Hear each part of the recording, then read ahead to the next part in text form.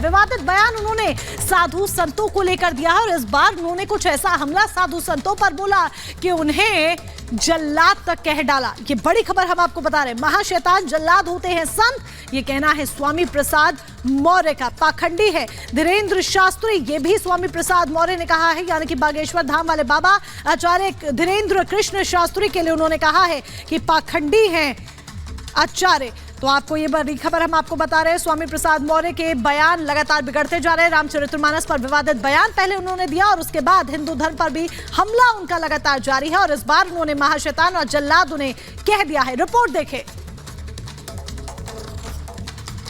मेरे जीभ और सिर काटने की बात कर रहे हैं तो क्या मैं इनको आतंकवादी, महाशैतान या जल्लाद नहीं कह सकता?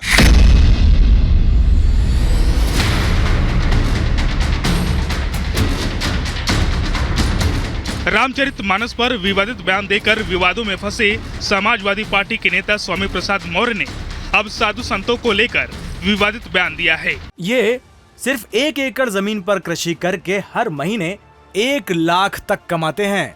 इनसे सीखना है तो फ्रीडम ऐप को अभी डाउनलोड कीजिए। स्वामी प्रसाद मौर्य ने संतों और सन्यासियों को महाशैतान और जल्लाद बताया है। वो जीभ काटने और सिर काटने के लिए इनाम घोषित कर रहे हैं।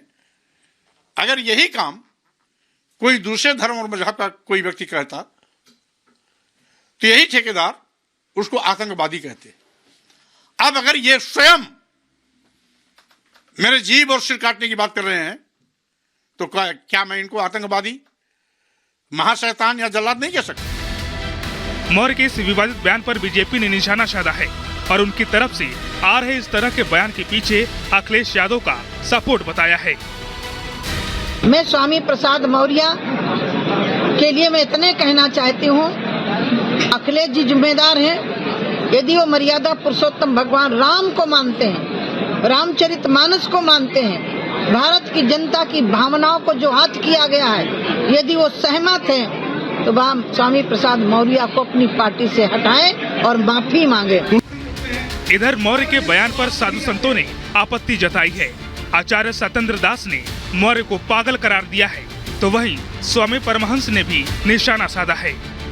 तो इस तरह से जो पागल है उस पागल की बात किसी प्रकार के महत्व नहीं रखती है और वो पगला गया है, इसलिए उसको मैं कहता हूँ कि उसको ले जा करके पागल खाना में बंद कर देना चाहिए। बहुत जल्दी पूरे प्रदेश में जो है दलित समाज जो है स्वामी प्रसाद मौर्य के खिलाफ जो है तो FIR कराएगा, इनके ऊपर देशद्रोह का मुकदमा पंजीकृत होगा।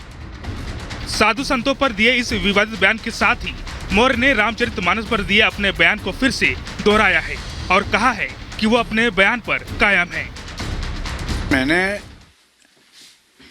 रामचरितमानस के चौपाई के कुछ अंश पर टिप्पणी की है और मांग किया है कि चौपाई के इस हिस्से से अपमानित किए जाने की टिप्पणी की है, इसलिए इस अंश को प्रतिबंधित किया जाए या उस पुस्तक से इस अंश को निकाला जाए।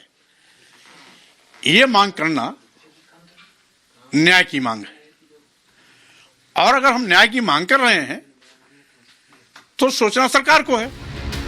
इस बयान को लेकर मौर्य के खिलाफ कई केस दर्ज हो चुके हैं, लेकिन अब साधु संतों को टारगेट कर फिर से विवादों में फंस गए हैं। Bureau report, Republic Bharat.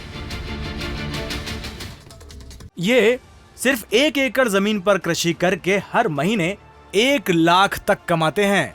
इनसे सीखना है तो फ्रीडम ऐप को अभी डाउनलोड कीजिए।